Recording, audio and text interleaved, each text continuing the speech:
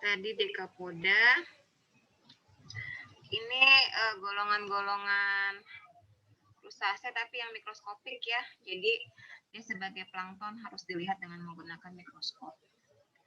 Ini juga plankton ya. Tapi ibu nggak terlalu fokus ke planktonnya ya, lebih ke yang makroskopik aja. Nah, ini kalau di kepiting dia nggak punya kaki renang ya, cuma punya kaki jalan aja.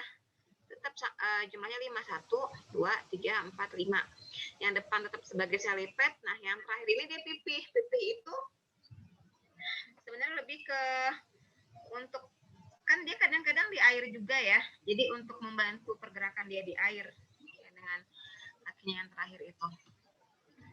Terus ini tahu nggak? Ini ketam ya, kepiting kelapa. Ya. Lobster. Oh iya. Kelomang, tahu kelomang? Kelomang itu masuk kemana dia? Kelomang. Kurang tahu, Bu. Tahu. Dan dia cangkangnya itu kan cangkang sesungguhnya ya. Cangkangnya itu dia cuma pinjem cangkang dari hewan lain yang sudah ditinggalkan, baru dia menempati. Ya. Kelomang itu juga bagian dari krustase. Oke, kelas berikutnya itu arachnida. Contohnya laba-laba dan kelabang. Kalau tadi krustase kakinya 5 pasang, untuk arachnida kakinya hanya 4 pasang. Ya. Jadi jumlah kaki juga menjadi pembeda dalam pembagian kelas pada arthropoda. Kemudian selain jumlah kaki, pembagian tubuhnya tadi antara kepala, dada, perut itu juga menjadi pembagian pada kelas arthropoda. Habitat arachnida itu ada yang di tanah, ada yang di air ya, ada juga yang sifatnya parasit. Kalau arachnida sama seperti krustase, kepala, dadanya bersatu, terus ada segmen, ada abdomen ya. Kakinya 4, kakinya itu melekat di cephalothorax. Jadi sama seperti di krustase, juga di cephalothorax ya. Keistimewaan arachnida dia punya kelenjar racun. Untuk laba-laba memang nggak semua punya kelenjar racun ya. Untuk tarantula itu dia punya kelenjar racun. Kemudian kelabang dia punya kelenjar racun. Karena hidupnya dominan di darat, maka respirasinya dengan paru-paru buku. Kenapa disebut paru-paru buku? Karena berbuku-buku. Kita bisa lihat di sini gambarnya. Paru-paru buku.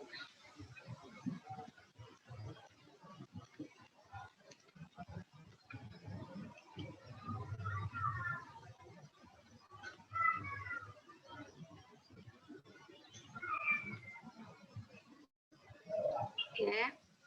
Jadi ini letak paru-parunya di sini. Kalau di zoom seperti ini, seperti bersekat-sekat gitu ya, maka disebut dengan paru-paru buku atau buklang.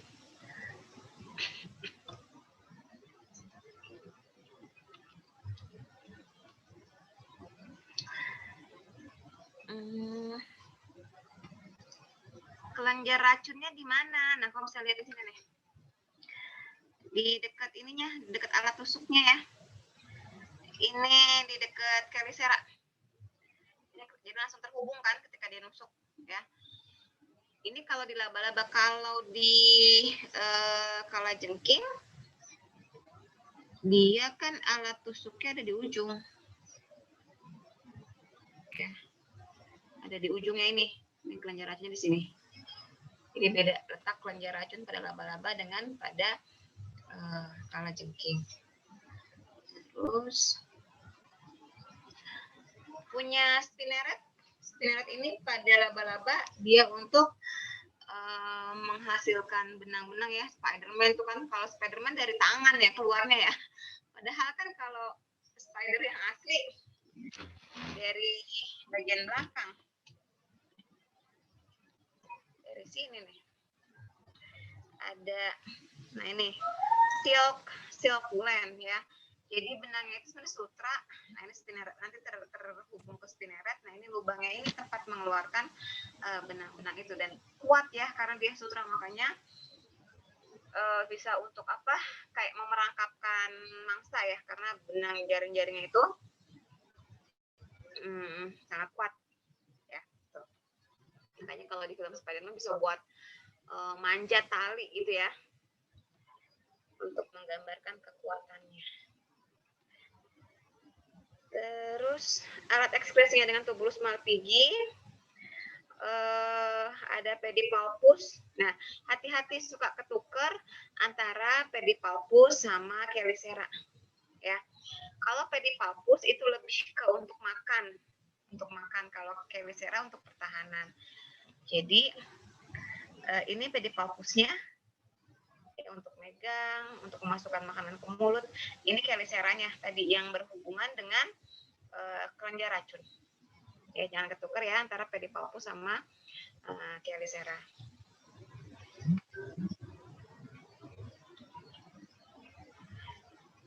Di cephalothoraxnya berarti ada apa aja?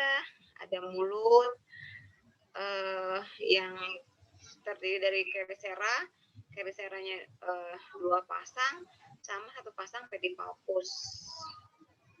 Kebalik ya, yang berisi racun yang mana? Chelicera kan? Chelicera. Tuker ya. Tuker nih, dibenerin yang di itu kamu. Ada mata dan ada 4 pasang kaki ya. Kalau di bagian abdomen tidak terdapat kaki. Terus reproduksinya sifatnya gonokoris. Keunikannya dia yang jantannya itu ukurannya lebih kecil dengan yang betina.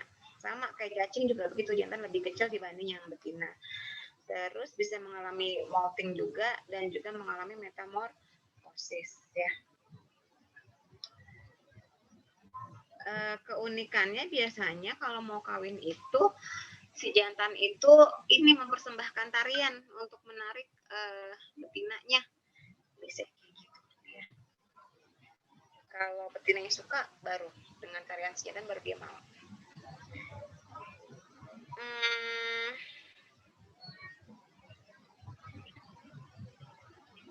Sama aja ya. Oke, ini ibu Delet ya.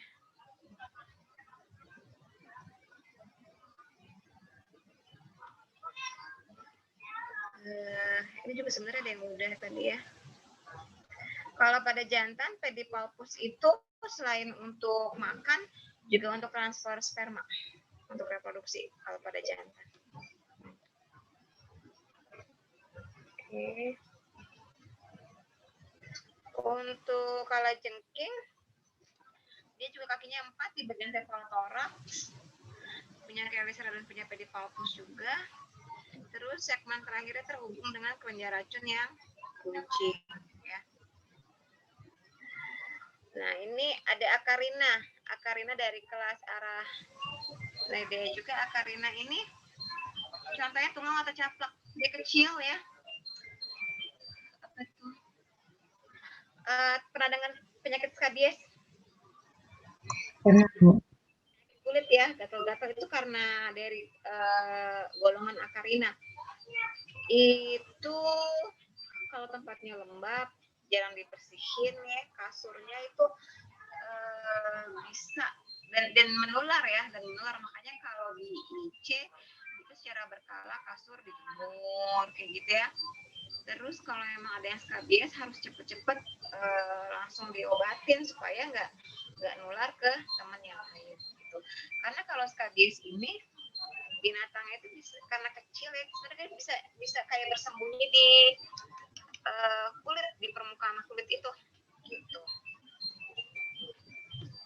Kemudian nih, caplak dapat survive dalam waktu yang lama tanpa memperoleh makanan ya. Ini kayak gini kecil nih. kecil ya, dia kecil banget. Kakinya juga 4 pasang, makanya masuknya ke arachnida. Nih, bikin gatal nih Skagies. Kelas berikutnya itu Myriapoda. Anggotanya ada 2. Ada yang memisahkan menjadi kelas Chilopoda dan Diplopoda. Tapi kalau Myriapoda gabungan dari Chilopoda dan Diplopoda. Ciri khasnya kakinya banyak, ya. Bedanya apa? Kalau Chilopoda setiap segmen kakinya 1. Kalau Diplopoda di 2, setiap segmen kakinya 2. Contohnya keluing atau kaki 1000 itu contoh Diplopoda. Kalau yang Chilopoda contohnya kelabang, ya. Bedanya lagi pertahanannya beda. Kalau Chilopoda pertahanannya dengan bisa dia punya atau racun, ya, dia punya racun. Kalau Chilopoda nggak punya racun, tapi pertahanannya dia dengan menggulungkan tubuh, ya. Kalau disentuh dia pasti akan menggulung. Ada yang belum pernah lihat keluing? Dia banyak di tanah. Sering dimainin anak kecil, Bu. Iya ya. Kayak gini ya. Ini kaki 1000. Ini dia kalau dipegang dia akan menggulung seperti ini.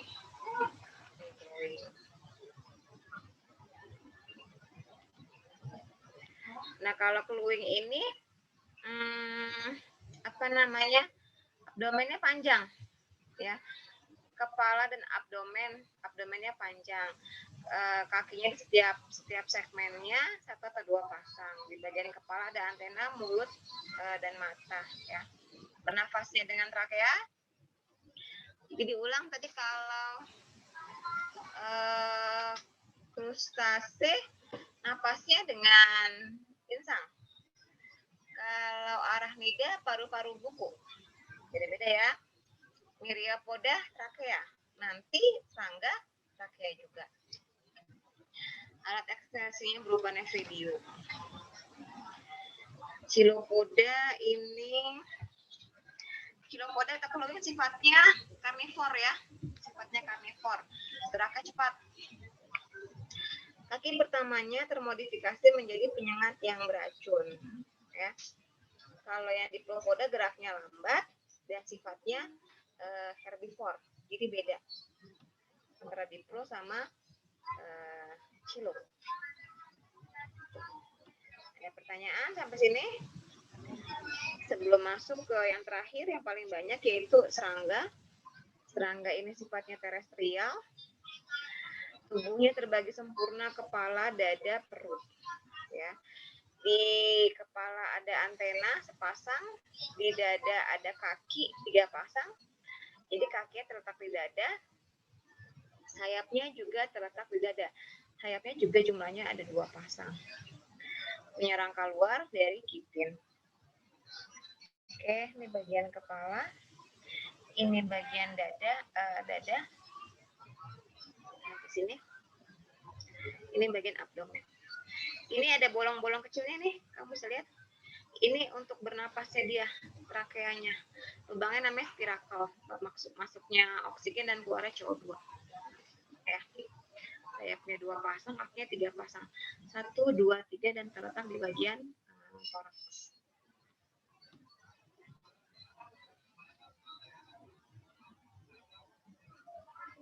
Dia punya mata namanya mata faset, ya. Mata faset. Ada juga mata tunggal. Jadi ada mata majemuk, ada mata tunggal. Kemudian ada antena. Untuk bagian mulutnya ada bagian labrum, mandibel, maksila, labium, sama hipokarin. Tapi Ibu nggak terlalu jelasin ya untuk bagian mulutnya. Nah, paling ini nih, karena serangga itu macam-macam, sehingga mulutnya bisa modifikasinya banyak, ya.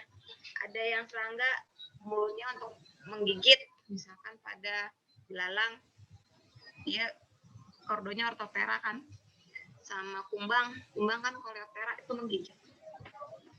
Tapi kalau nyamuk, dia nusuk terus menghisap. Begitu juga dengan kupu-kupu, ya, nusuk menghisap. Kalau kupu-kupu penghisap aja, Lepidoptera. Hemiptera itu apa? Lebah ya? Lebah menggigit, menjilat. Hemiptera itu contohnya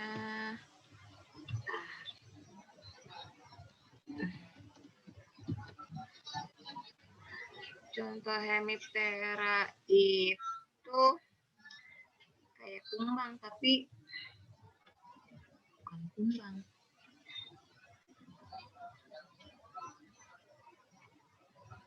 Tapi yang paling terkenal ya yang tipenya apa? Yang tipenya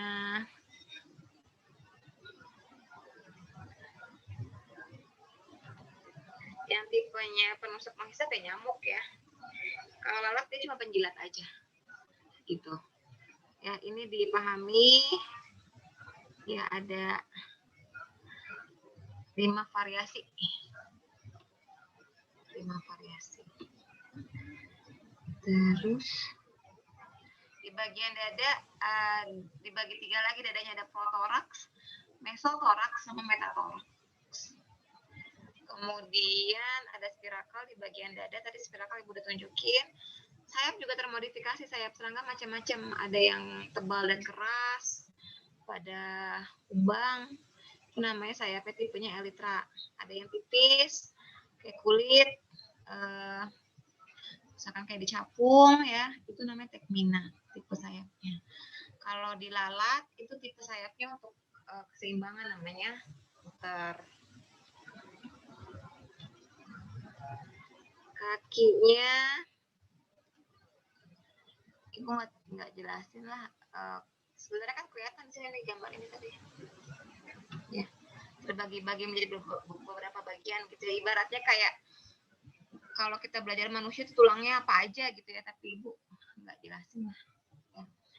Paling modifikasi kakinya nih, ada yang untuk lompat, ada yang untuk berenang, ada yang untuk lari gitu ya.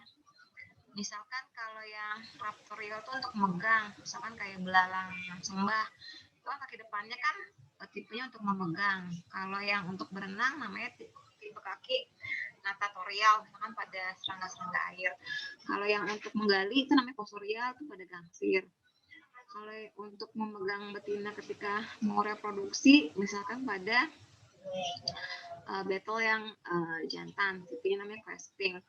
Kalau yang buat lompat-lompat pada belalang, itu namanya tipe kakinya saltatorial. Kalau di kecoa kan jalannya cepet tuh, maka dia tipe kakinya kursorial. Kursor kan buat gerakinnya cepet kayak gitu. Kalau di bagian abdomennya ada 11 segmen, tidak ada kaki, ada spirakel. Jadi spirakel itu mulai dari bagian dada sampai perut ya, sampai abdomen. Segmen pertama pada bagian perut terdapat membran timpani untuk mendengar. Jadi kalau di serangga alat dengarnya bukan di telinga ya, tapi di bagian abdomennya ya, itu keunikannya. Kalau terus di serangga yang betina, di bagian ujungnya itu termodifikasi untuk reproduksi menjadi ovipositor ya, untuk fertilisasi, untuk membantu fertilisasi. Oke. Kemudian sistem peredaran darahnya terbuka, pernapasannya tadi dengan trakea. Nah, ini prosesnya. Jadi mulai jadi biar kebayang respirasi serangga ya.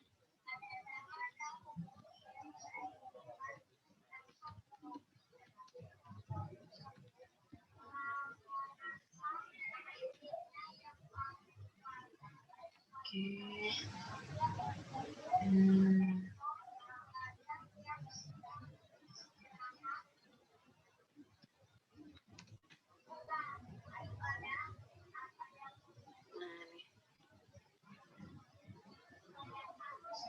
Nih ya,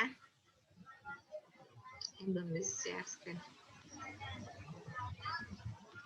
Jadi trakea itu satu sistemnya. Nah, Tadi kan masuknya lewat spirakel nih. Tadi ya di bagian badannya kelihatan tuh ada lubang-lubangnya spirakel.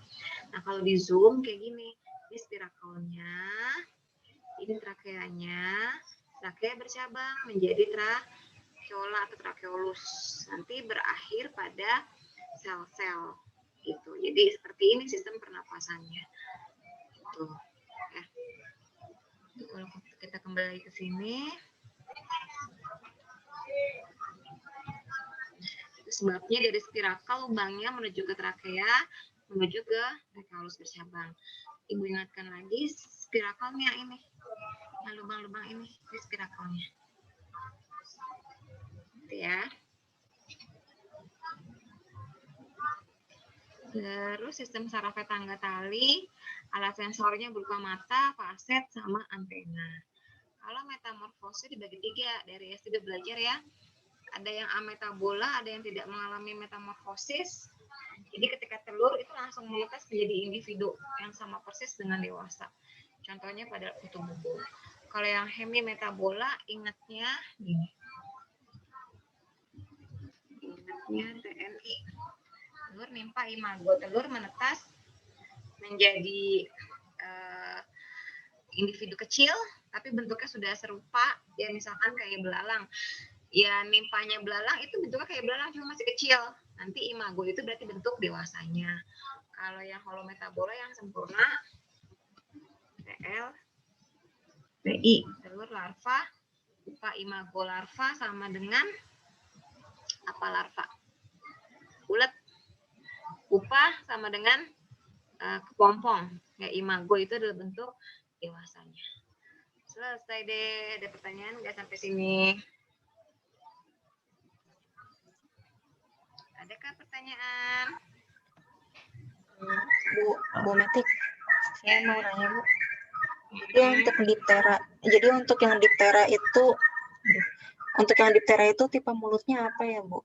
Kalau nyamuk kan itu penusuk penghisap, lalat itu penjilat, tapi dua-duanya masuk diftera. Jadi diftera itu tipe mulutnya apa Bu? Tergantung spesiesnya. Yang ini tadi ya.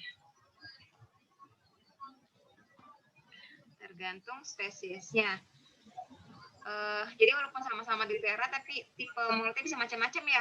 Tergantung spesiesnya. Kalau nyamuk, ya masuknya penghisap. Kalau lalat, bisa penjilat aja gitu. Jadi kita mengkategorikannya bukan berdasarkan ordo sih, lebih ke karakteristik masing-masing spesies. Gimana? Ya Bu, makasih. Ini materinya udah diringkas sedemikian rupa ya, biasanya tuh macam-macam. Jadi ini ibu mau contohin, ibu mau tunjukin video-video serangga di alam seperti apa ya kehebatan mereka.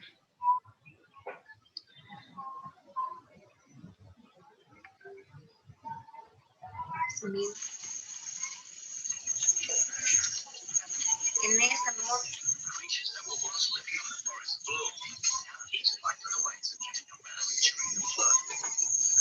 Dia survive dari banjir ya, dari air.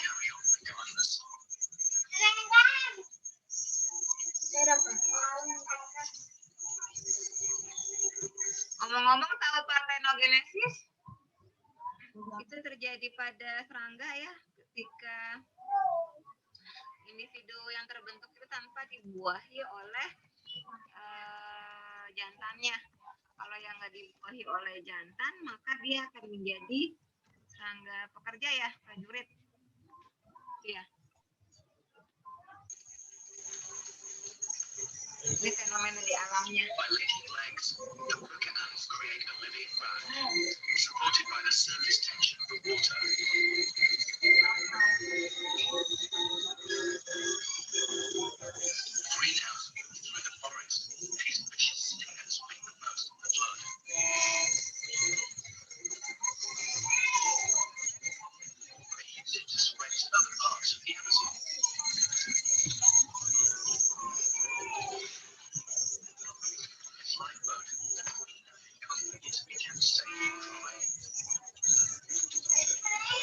dia bisa survive dari air, dari banjir gitu ya.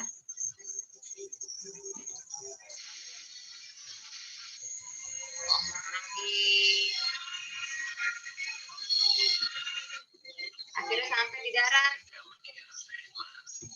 Tuh, pada pindah bergerak. Yang di bawah apa digotong-gotong? Telur kan, jadi dia membawa turunannya ya, jangan sampai ini ratunya. Keberatan karena besar banget ya memang ratunya itu. Oke, contohnya lagi yang di alam.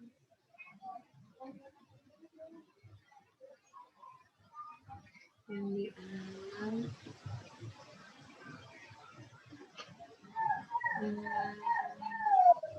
Sarang semut. Semut itu bisa membangun sarang yang luar biasa ya. These chimneys help create the circulation of fresh air called hello. The ventilation ducts in the air conditioning system reduce temperature with gases and Kerajaan di bawah tanah nih. Dari atas tampak seperti ini. Ya.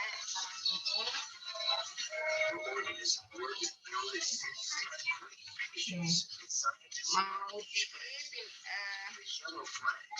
digali.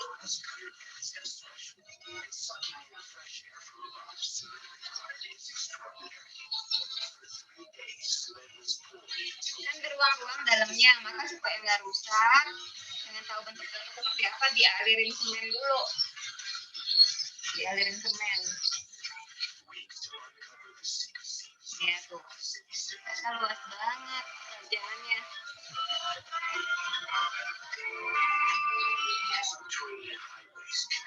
Ini ruang-ruangannya.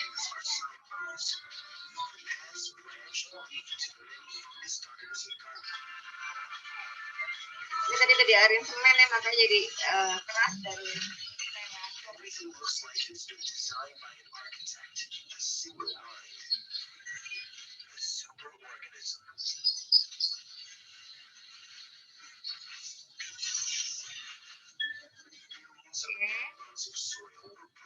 kerajaan semut di dalam tanah. Lagi ya.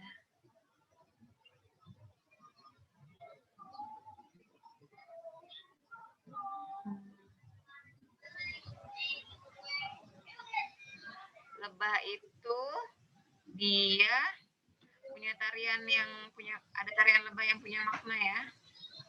Bisa lihat.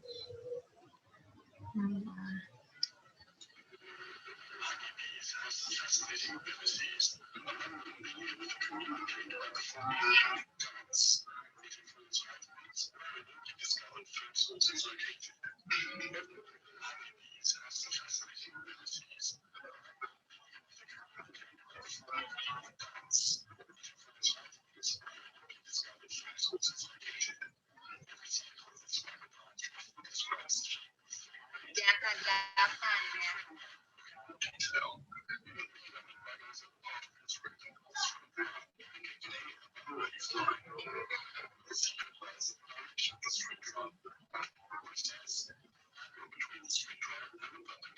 Dan ini untuk menunjukkan tariannya itu, untuk menunjukkan ke teman-temannya di mana sebar makanan.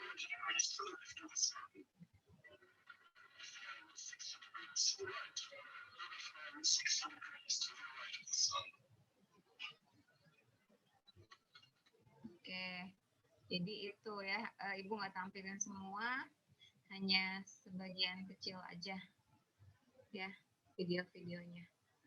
Oke, sebelum diakhiri tolong dinyalakan dulu, Ibu mau ambil gambar videonya.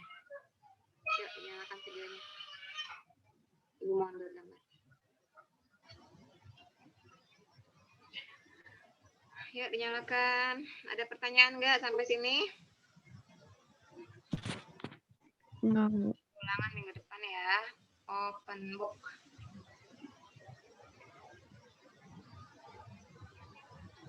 Bu, open booknya Kalau boleh kamu lihat nggak yakin waktunya, dengan Bu. apa? Open book-nya boleh lihat PowerPoint-nya. Boleh PowerPoint, buku paket, Google, ya. Apa namanya? Kalau kamu nggak yakin dengan nilainya, ya jangan ulangannya mepet-mepet. Ya waktu remedialnya habis lah, gitu ya. Ibu paling sebel banget tuh ya, udah dibuka remed dari pagi sampai sore. Giliran sore baru dikerjain. Udah habis, minta remedial lagi. Lah, dari tadi pagi ngapain aja, gitu. Ya, itu udah paling males banget ibu tuh kayak gitu. Nyalain nih yang lain. Kita keburu habis nih. Tuh tinggal 1 menit.